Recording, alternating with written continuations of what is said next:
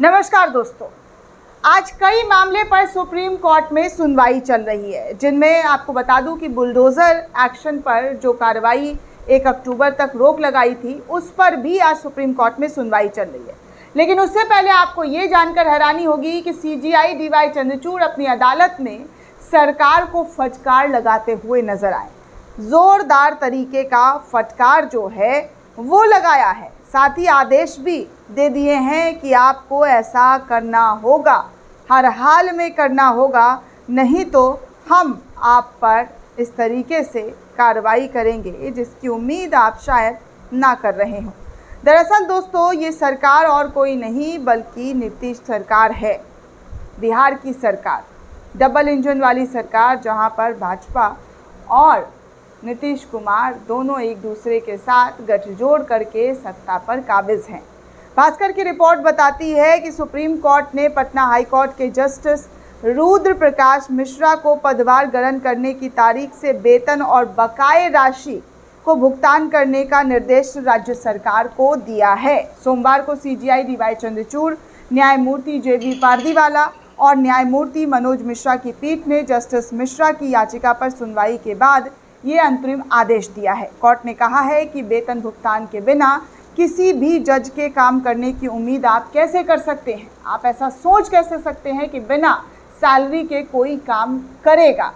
आगे सीजीआई और उनकी बेंच ने इस पूरे मामले पर यह भी कहा कि आप इस तरीके से किसी से काम नहीं ले सकते हैं। जोरदार तरीके का फटकार बिहार सरकार को लगाते हुए सीजीआई के बेंच दिखी दोस्तों। कोर्ट ने कहा कि वेतन भुगतान के बिना किसी भी जज से आप काम कराने की उम्मीद नहीं कर सकते हैं। ये हमारा अंतरिम आदेश है, आप इस पर पूरी तरीके से फैसला लीजिए और जो भी भुगतान है, जो भी पैसे हैं, वो पूरा जस्टिस को पे कीजिए। कोर्ट ने कहा कि वेतन भुगतान के बिना किसी भी जज से काम कराने की उम्मीद जो है वो नहीं की जा सकती है। कोर्ट ने राज्य सरकार को अविलंबन अस्थायी सामान्य भविष्य निधि का खाता खोलकर पदभार ग्रहण करने की तिथि से वेतन तक का भुगतान करने का आदेश दिया है। दोस्तों, आपको बता दें कि जस्टिस मिश्रा पिछले साल 4 नवंबर को पटना हाईकोर्ट के न्यायाधीश के पद की शपथ ली थी। उनकी नियुक्ति न्यायपालिका सेवा कोर्ट से हुई थी, लेकिन जीपीएफ खाता ना होने के कारण उनके भुगतान को जो है पे नहीं किया गया। इसको लेकर देश के मुख्य न्यायाधीश सीजीआई डीवाई चंद्रचूड़ सोमवार को बिहार के नीतीश कुमार पर उस समय नाराज हो गए जब वो पटना हाई कोर्ट के जस्टिस रुद्र प्रकाश मिश्रा को कई महीने से वेतन ना मिलने के मामले पर सुनवाई कर रहे थे। राज्य सरकार पर गंभीर रुख अपनाते हुए जस्टिस डीवाई चंद्रचूड़ ने पीठ से बिहार सरकार को सख्त निर्देश दिया कि वो जस्टिस मिश्रा के लिए अस्थायी सामान्य भविष्य निधि यानी कि जीपीएफ खाता खोलकर उनकी लंबित तनख्वाह जारी करे। दोस्तों, आपको बता दें कि जस्टिस रुद्र प्रकाश मिश्रा को 4 नवंबर 2023 को जिला न्यायपालिका से पटना हाई कोर्ट में प्रमोट किया गया था। उन्हें उनकी प्रमोशन की तारीख से वेतन नहीं मिल रहा है क्योंकि उनके पास जीपीएफ खाता नहीं है, जो उच्च न्यायालय के न्यायाधीश के तौर पर वेतन के लिए एक शर्त होती है। अधीनस्थ अदालतों में न्यायाधीश नई पेंशन योजना के अंतर्गत आते हैं और उनके पास जीपीएफ खाते नहीं हैं।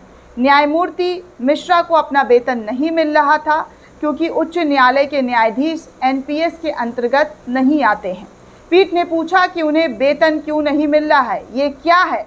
हम उनकी तनख्वाह जारी करने के लिए अंतरिम आदेश पारित कर रहे हैं। पीठ ने यह भी कहा दोस्तों कि वो बिहार सरकार को न्यायमूर्ति मिश्रा के लिए एक अस्थायी जीपीएफ खाता खोलने का निर्देश दे रही है।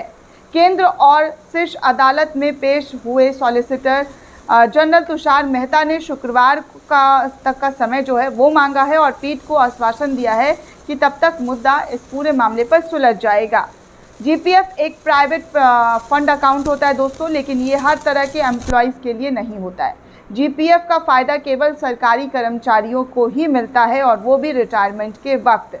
ये एक तरीके का रिटायरमेंट प्लानिंग होता है क्योंकि इसकी रकम कर्मचारियों के रिटायरमेंट के बाद मिलती है। सरकार कर्मचारी की सैलरी 15% तक जीपीएफ खाते में योगदान कर सकता है। जीपीएफ अकाउंट में सरकारी कर्मचारी को इंस्टॉलमेंट में एक निश्चित वक्त तक का योगदान देना होता है। अकाउंट होल्डर जीपीएफ खोलते वक्त नॉमिनी भी बन सकता है।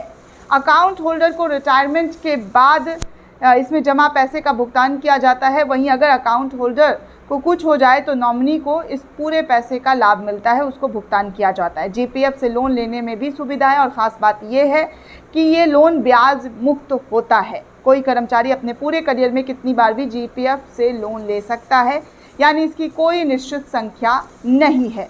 प्राइवेट फंड यानी कि पीएफ अकाउंट किसी भी एम्प्लॉय का हो सकता है, फिर वो सरकारी नौकरी या फिर प्राइवेट। इसमें एम्प्लॉय द्वारा खोला जाता है और एम्प्लॉय दोनों की, जी हाँ, एम्प्लॉय और एम्प्लॉयर दोनों की ओर से 12% का योगदान दिया जाता है। एम्प्लॉयर को 12% में से 8.33% एम्प्लॉय की पेंशन में जाता है। एम्प्लॉय अपने पीएफ फंड को ज़रूरत पड़ने पर निकाल सकता है। पब्लिक प्रोवाइडेड फंड यानी कि पीपीएफ अकाउंट कोई भी नागरिक खुद से खुलवा सकता है, इसके लिए एक एम्प्लॉय होना ज़रूरी है। ये सर्विस कम टैक्स सर्विस अकाउंट होता है। इसका फ़ायदा ये है कि इसमें होने वाला डिपॉजिट टैक्स फ्री रहता है। उस समय मिलने वाले ब्याज और मैच्योरिटी पर मिलने वाले पैसे पर भी टैक्स नहीं लगता है। पीपीएफ का मैच्योरिटी पीरियड 15 साल है। इसमें सालाना 500 रुपये के न्यूनतम निवेश से लेकर 1.5 लाख रुपये तक का अधिकतम निवेश किया जाता है। तो इस तरीके का ये अकाउंट होता है, जिसको लेकर ये मामला सुप्रीम कोर्ट में गया। सुप्रीम कोर्ट ने इस पर सुनवाई करते हुए चीफ जस्टिस की बेंच ने बिहार सरकार को फटकार लगाते हुए कहा कि आप फ़ौरन भुगतान करें, नहीं तो ये ठीक नहीं होगा।